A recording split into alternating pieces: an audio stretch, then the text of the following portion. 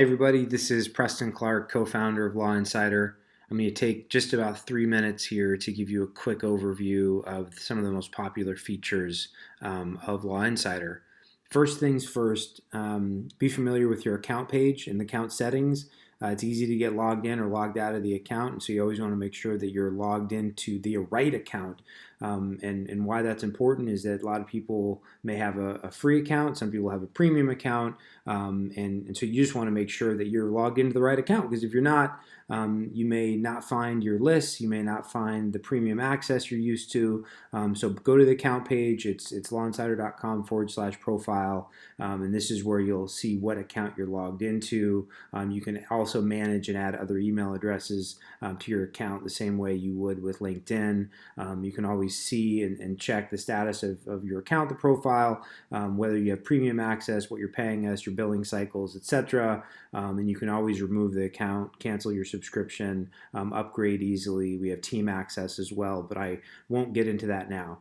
Most importantly on this page, though, is just making sure you're logged in. If you're not, it'll create a lot of problems when you're trying to do the advanced search functionality. Okay, the next thing is something called lists. It's also in your profile page right here. This is where your saved history will be. I really recommend using this. So a big part of the benefit of Law Insider is invariably you're going to be using this in concentrated periods of time where you might be spending 30 minutes or an hour or 2 hours looking for a number of clauses or contracts, etc.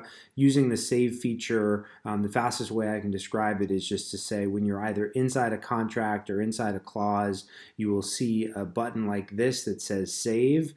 This manifests in a number of different ways throughout the site, but just look for the word save. When you click on it, it's going to give you several saved documents or excuse me, archives if you already have them. If you've never used this before, you can always create a new list.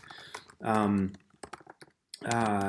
the idea is you're going to name this a project, you're going to name it a document type, a case number, a client name, etc. You create it. It is now saved. You see it up here, Preston, saved in Preston's new list. Now I can go and do other searches and add to that. And then when I go back to my profile page, I go to lists, and there it is.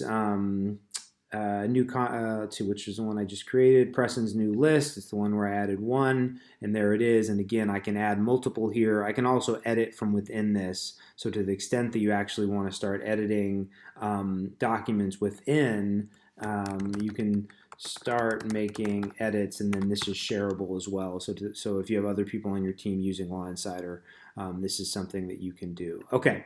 Let's get back to it. There's a few more things I want to share with you and want to keep moving fast. We talked about your account access. We talked about lists. Next thing up is a lot of people, they come and to Law Insider, they find the homepage and they start in this big section here where we just have things alphabetized and organized, and that's fine, and we recommend that you do that, and there's nothing wrong with doing that. There's lots of great search types here. For example, category, U.S. state, people, law firm, company name. So there's great information here. However, the most advanced way to search the site, if you're looking for a specific document or a type of documents, or you're looking to do an advanced search within a clause or document type, is to use the search bar. So don't be afraid of the search bar up here. When you click on it, it's going to expand like this, and what you're going to see on the side is different filtering tools. So here we have clause filter, we have tag filter, we have filing year, and then right down here at the bottom you have advanced filters. You open that up, and this is where you can do more Boolean type search within certain search criteria. And again, we have over 3 million documents on the website, so I recommend highly using the advanced search filters in the search bar. Get familiarize yourself with it. It will save you lots of time, much easier than just going alphabetically through our lists. The second thing, or not the second, but the last thing I want to show you really quickly here is we know many of you use us for advanced clause search, which is great. Within clauses, you can do, lots of people say, hey, can I search within a clause? You can. It's right here on the clause page, search clauses.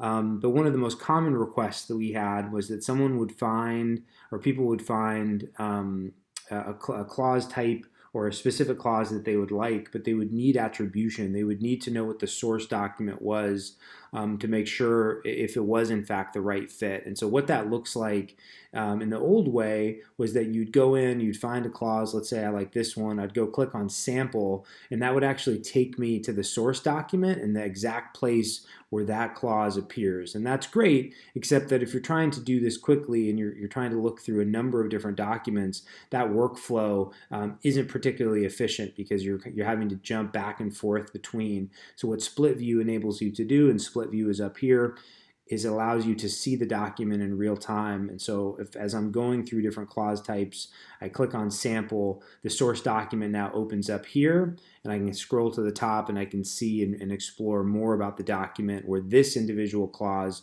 is sourced from.